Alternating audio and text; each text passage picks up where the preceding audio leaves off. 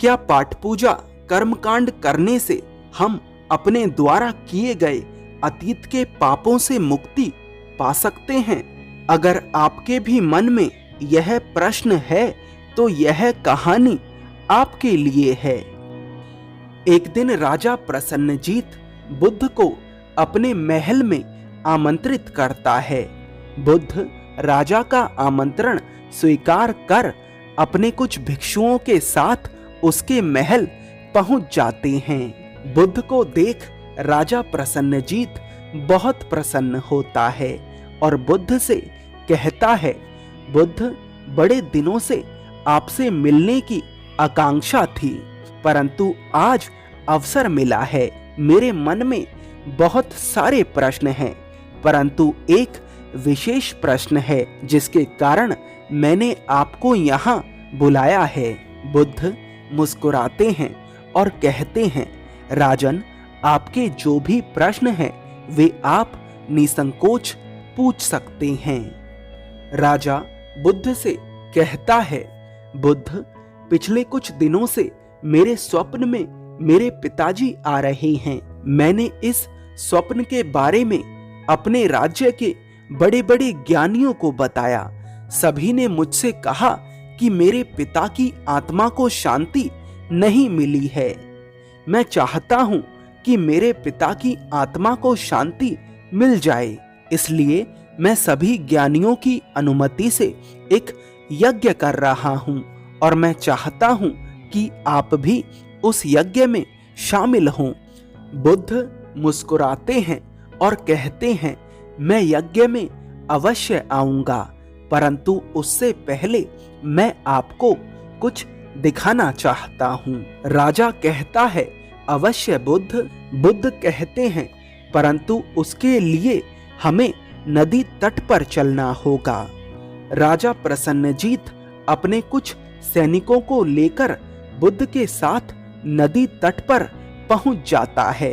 बुद्ध राजा से कहते हैं, राजन, अब 2 घड़े मंगवाइए, एक में घी भरवाइए और दूसरे में कंकड़ पत्थर, और दोनों के मुंह कपड़े से बंधवा दीजिए। बुद्ध की बात सुन राजा थोड़ा चौंकता है, परंतु वह बुद्ध की आज्ञा का पालन करता है। वह तुरंत अपने मंत्री से 2 घड़े मंगवाता है और एक में कंकड़ पत्थर और दूसरे में घी भरवा देता है और दोनों के मुंह कपड़ों से बंधवा देता है। बुद्ध राजा से कहते हैं, अब इन घड़ों को पानी में छोड़ दीजिए। राजा ऐसा ही करता है। बुद्ध कहते हैं, अब इन्हें फोड़ दीजिए। राजा उन दोनों घड़ों को पत्थर से फोड़ देता है। बुद्ध कहते हैं, अब इन्हें ध्यान से देखिए। राजा देखता है, घी पानी के ऊपर तैरने लगा था और कंकड़ पत्थर पानी के नीचे बैठ गए थे। बुद्ध राजा से पूछते हैं, अब मुझे बताइए कि क्या मेरे पाठ पूजा करने से या किसी और के पाठ पूजा करने से यह तैरता हुआ घी पानी में नीचे बैठ सकता है? राजा कहता है, असंभव, यह तो घी के स्वभाव के विरुद्ध है। बुद्ध कहते हैं, सत्य कहा आपने।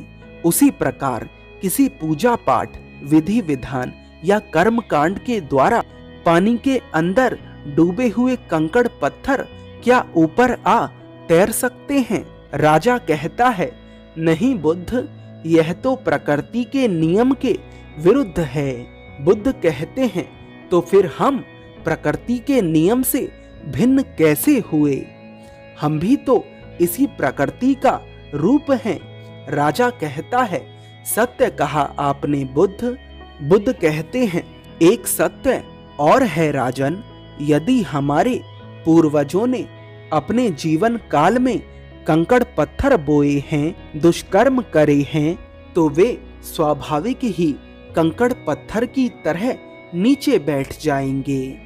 और यदि उन्होंने अपने जीवन काल में सद्कर्म करे हैं, तो वे स्वाभाविक ही घी की तरह ऊपर आ तैरने लगेंगे। राजा कहता है, इसका अर्थ यह है कि हम जो बोएंगे वही काटेंगे। बुद्ध कहते हैं, हाँ यही सत्य है।